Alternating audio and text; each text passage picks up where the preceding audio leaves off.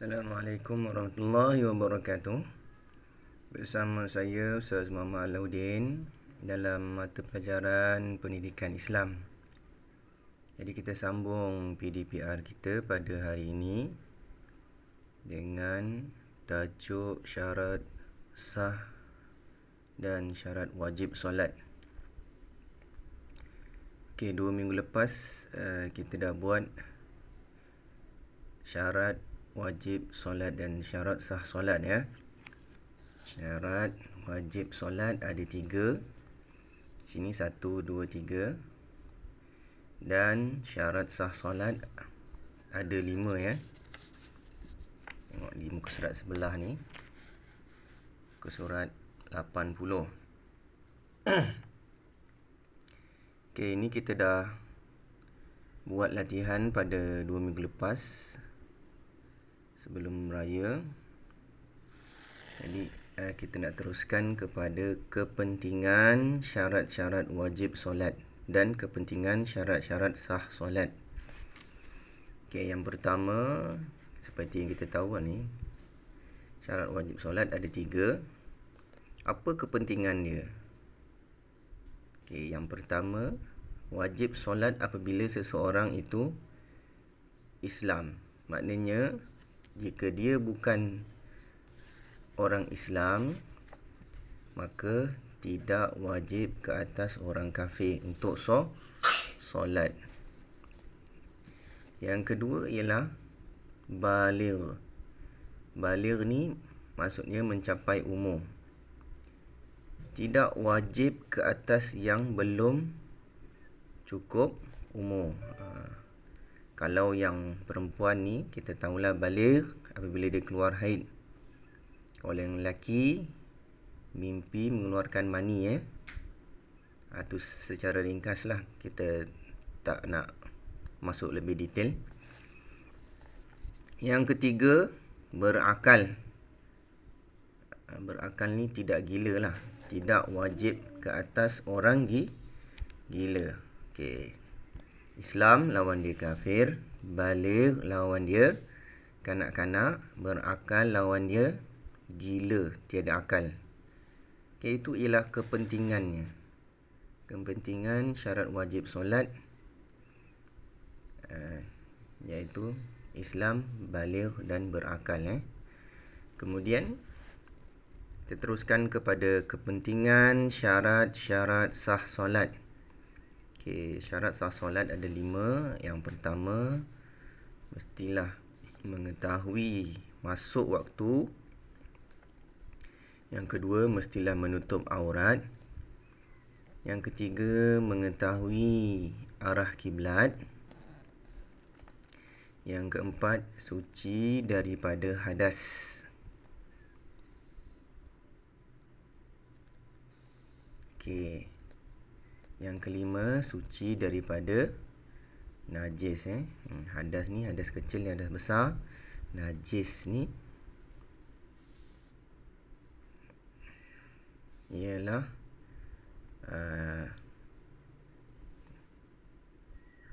benda-benda kotor. Okey. Masuk waktu, menutup aurat, mengetahui arah kiblat dan suci daripada hadas kecil dan besar, dan suci daripada najis. Najis ni biasanya tahi cicak tu yang susah nak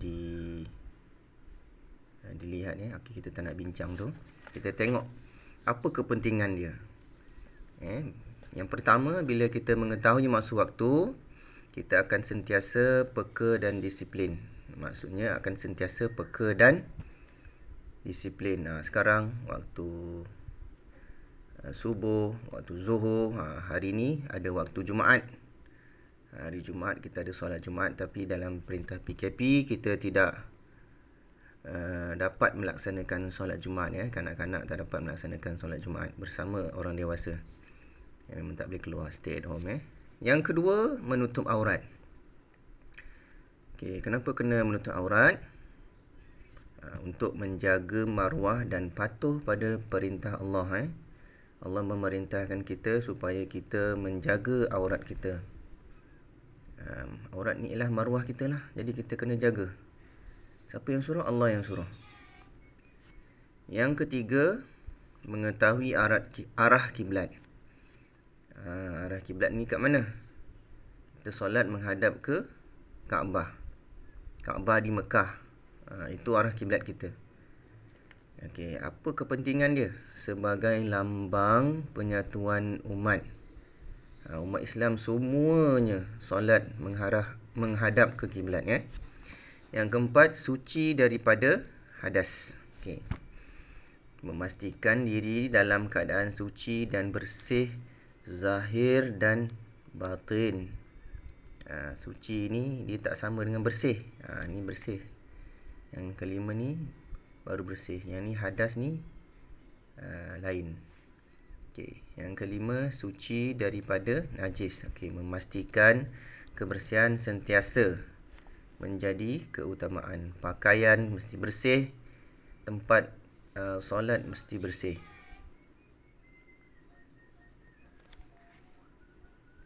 Okey, kemudian kita masuk kepada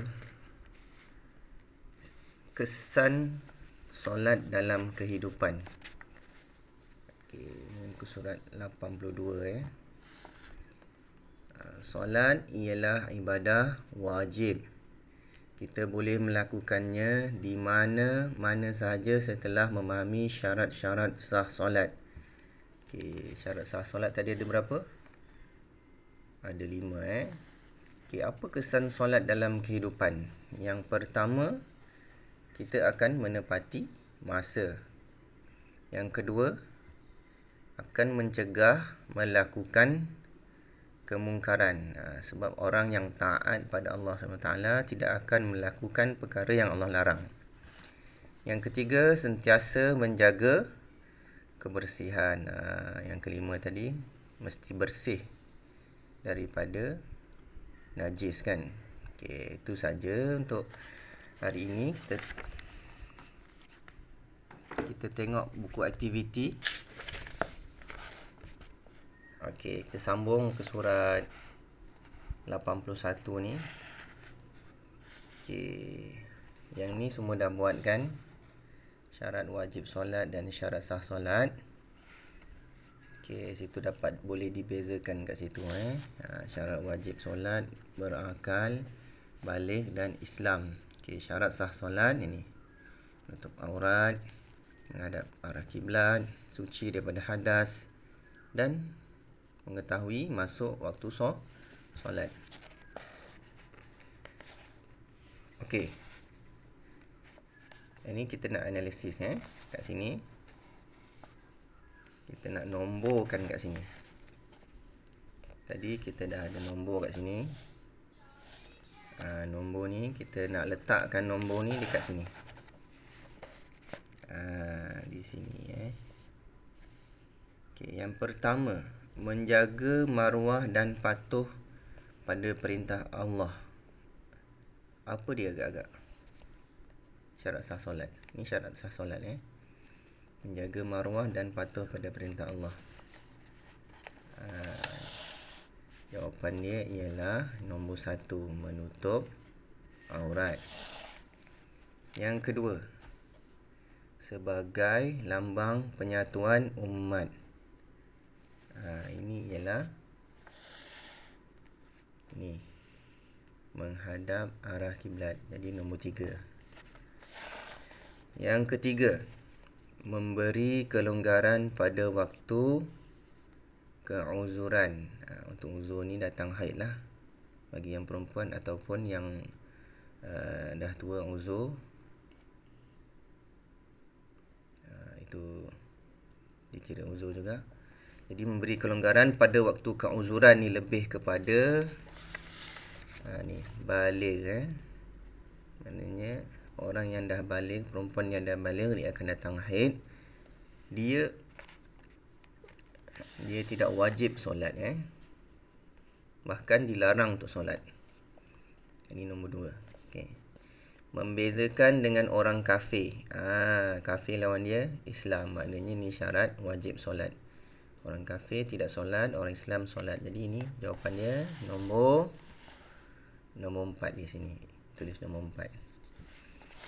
Okey, seterusnya sentiasa peka dan berdisiplin. Sentiasa peka. Peka dan berdisiplin ni lebih kepada apa? Kepada menepati masa. Maksudnya masuk waktu, mengetahui masuk waktu. Dia tahu bila waktu solat itu perlu dilakukan. Jadi jawapan dia sentiasa peka ni. Jawapan ni ialah nombor 6. Okey, tidak wajar meletakkan kewajipan kepada kanak-kanak. Ini tadilah. Yang baligh dan yang berakal lah. Bukan. Berakal gila, okey. Yang baligh Yang baligh. Ini tulis contoh dia tu. Yang seterusnya di bawah, memastikan diri dalam keadaan bersih dan suci. Memastikan diri dalam keadaan bersih dan suci. Maksudnya suci daripada hadas. Suci daripada hadas. Nombor 5. Okey, tulis di sini nombor 5. Kemudian kita sambung. Bismillah. Surat 82. Okey, ini kesan kepentingan syarat wajib dan syarat sah. Okey, tengok ni. Dia membuang sampah di dalam tong sampah. Maksud dia menjaga kebersihan. Okey, ini jawapan dia. Jadi menjaga kebersihan palang. Yang kedua, dia sedang solat mengikut masa. Maksudnya apa? Dia menepati masa. Yang ketiga, ni. Dia solat dalam keadaan baring. Maksudnya apa? Dia melaksanakan tanggungjawab. Dalam keadaan baring pun dia wajib solat. Dalam keadaan duduk ataupun berdiri wajib juga solat. Macam kecil ruang ni. Kalau tak cukup, tulis bawah dia. Sambung bawah. Okey, yang ini dia melarang rakan dia menconteng. Menconteng dinding ni. Jadi dia akan mencegah kemungkaran. Mungkar ni perkara yang Allah tak suka lah. Perkara yang tidak baik. Okey, dia dicegah. Mencegah kemungkaran. Okey. Kemudian kita sambung surat 83. Ini senang je. Tandakan right ataupun pangkah.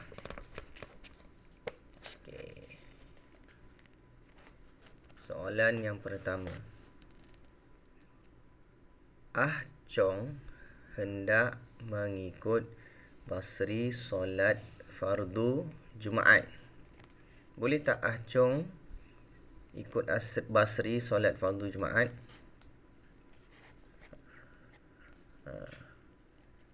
Boleh. Tapi wajib ke tidak wajib bagi Ah Chong untuk solat Jumaat? Tidak wajib. Sebab Ah Chong bukan orang Islam. Syarat solat ialah Islam. Yang kedua, Alia solat setelah masuk waktu solat. Dia solat lepas masuk waktu solat. Sah ke tidak sah? Dah masuk waktu baru dia solat. Maknanya solat dia sah. Jangan sebelum waktu solat dah solat dulu. Ada yang buat tu kat sekolah tu. Belum lagi masuk waktu asar, dia dah solat asar. Dia dah minta izin nak solat asar. Okey. Yang ketiga, setelah sembuh daripada penyakit gila, Osman solat maghrib. Ini wajib ke tak wajib? Jawapan dia wajib sebab dia telah sembuh daripada penyakit gila. Yang keempat, Ahmad solat dengan memakai pakaian sekolah. Pakaian sekolah. Sah ke tidak sah? Jawapan dia sah sebab pakaian sekolah menutup aurat. Yang penting menutup aurat. Yang kelima, adik berumur 3 tahun mengikut ayah solat asar di masjid. Umur 3 tahun ni. Baligh ke belum? Umur 3 tahun belum baligh ya. Jadi adakah wajib untuk dia solat? Tidak wajib solat. Okey. Surat terakhir ni, yang ni agak susah sikit. Jadi cuba buat kat sini dia suruh analisis syarat wajib dan syarat sah solat. Okey, ni contoh dia. Menghadap arah kiblat. Ni menghadap arah kiblat ni. Ini syarat wajib ke syarat sah? Syarat sah solat Syarat wajib solat ada 3. Islam, baligh dan berakal. Maknanya ni syarat wajib ni yang petak ni. 1 2 3. Okey, saya dah bagi jawapan 3 tu. Okey, yang 3 lagi menutup aurat, menghadap kiblat dan suci daripada najis ni berada di kotak yang bujur ni Okey, cuba buat. Okey, semoga Allah mudahkan. Terima kasih semua. Assalamualaikum.